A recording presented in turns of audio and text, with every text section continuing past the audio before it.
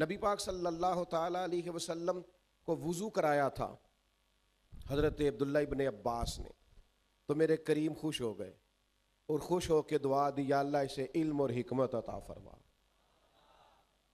अब जिस तरह आजकल इल्ला माशाअल्लाह सारे पीरों के बच्चे पढ़े ही नहीं होते, सबको इल्म लदुन्नी होता है, मेहनत ही नहीं करते, सब तालीम याफ्ता है, कोई ज़रूरत नहीं।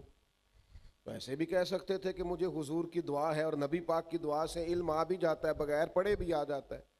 हुजूर तो सीने पे दस्ते मुबारक रख दे तो उससे इल्म आ जाता है। लेकिन हुजूर ने उनको जब इल्म की दुआ दी तो हजरत अब्दुल्ला इब्न अब्बास का किरदार ये नहीं था कि मैंने घर में ही पढ़ लिया है, अब मुझे ज़रूरत नहीं है। जनाब अब्दुल्ला इब्न अब्बास का ये काम था कि एक एक सहाबी के दरवाजे पे जाते, दस्तक देते, फरमाते सुना है आपके पास नबी पाक की कुछ हदीसें हैं, मुझे सुना नहीं देते, मुझे पढ़ा नहीं देते। हजरत उबई बिन काब रदी अल्लाह ताला अन्हु के पास काफ़ी अहादीस का ज़ख़ीरा था।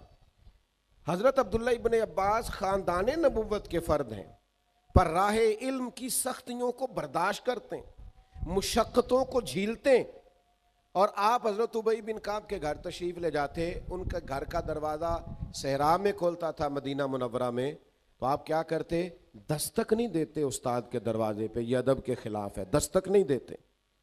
हुजूर ने दुआ दी थी कि अल्लाह इसे इल्म और हिकमत अता फरमा, दस्तक नहीं देते थे, दरवाजे पर बैठ जाते थे, देर तक बैठे रहते। फरमाते कभी मैं थक जाता तो मैं लेट भी जाता, ठंडी हवाएं मदीना चूम के गुजरती तो रेत उड़ती तो मेरे बालों में भी पड़ जाती।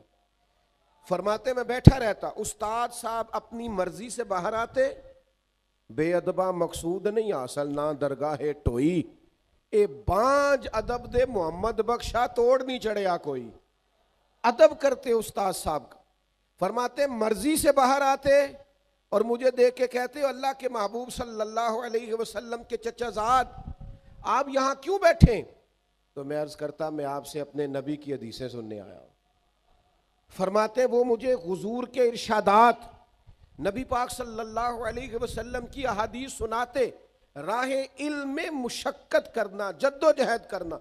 मैं आज भी आपकी खिदमत में अर्ज करूंगा, ढेर सारे लोगों को सही कुरान मजीद पढ़ना नहीं आता, नमाज के, वुजू के, गुस्ल के, और अगर ज़कात फ़र्ज हो जाए तो ज़कात के, हज के मसाइल नहीं आते। ओ भाई अब तो बड़ा आसान हो गया है, आप थोड़ी जद्दोजहद करें, दो दो एक एक लाइन करके सीखें।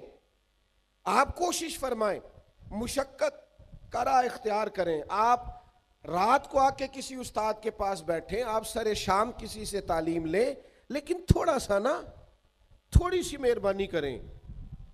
ओ भाई मुशक्कत तो करनी पड़ती है, रोटी पक के भी आ जाए और कोई ला के बिल्कुल आपके सामने भी रख दे, अम्मा प्यार करने वाली हो तो लुकमा भी मुंह में डाल दे, तो चबाने की तकलीफ तो फिर भी करनी पड़ेगी कि नहीं? आपको कुछ ना कुछ मुशक्कत तो बहरहाल करनी, थोड़ी बहुत तो मुशक्कत है। वो कोई आदमी था ना, तो वो मुस्कुराने, कुछ लोग ऐसे होते हैं वो बेचारे मुस्कुराने की तकलीफ भी नहीं करते कि चलो माहौल अच्छा हो जाएगा, मेरी वजह से बाकी भी मुस्कुरा देंगे। तो उनकी भी किसी ने मिन्नत की, उसने कहा हल्का सा तबस्सुम हो जाए तज़ीन गुलिस्तां की खातिर, तकलीफ तो तुमको होगी मगर पर तकलीफ जरा सी सहता जाओ।